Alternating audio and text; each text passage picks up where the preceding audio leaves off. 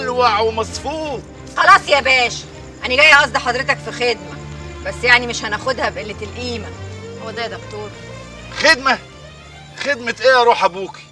من كتر حبه ما كان مقطع قلبي قوي. ده كان الله يرحمه. ايه ده؟ هو انكشح امتى؟ ده موضوع يطول شرحه معاليك. دلوقتي هانم جايه قصد حضرتك في خدمه، سلمى اختها عندك في المستشفى. مين سلمى دي كمان؟ اخر العنقود يا باشا، اخر العنقود.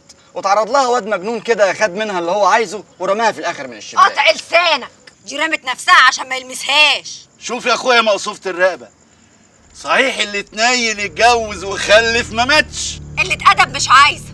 هنخلص اللي احنا جايين عشانه ولا نفوتك بقى تهري وتنكد في اللي حرق قلبك تالت ومتلت؟ هانم ايه دي مال عيب كده. هانم يا باشا اعصابها تعبانه يعني من اللي حصل لاختها يعني وكده، وهي بتعتذر لحضرتك لاجل غير مسمى. معلش يا باشا، هي بقى تحت امرك في كل طلباتك.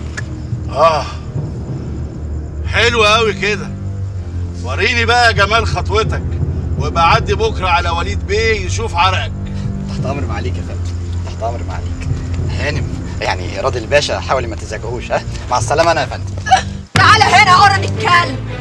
اني تضحك عليها ولا؟ يلا يلا نروح خالتك، وانت بقى حلوه يا تعالي يا اما. الامه ايه؟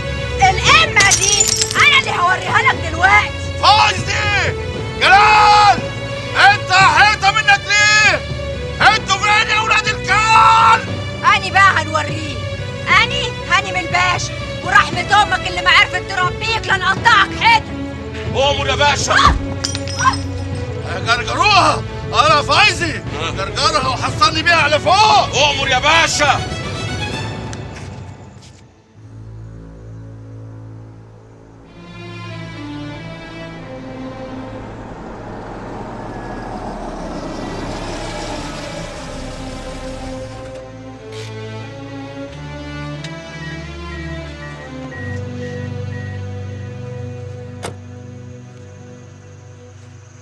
الله، هم راحوا فين؟ وبعدين ازاي يسيبوا البوابه فاضيه كده؟ مصيبه لا يكون الباشا جراله حاجه.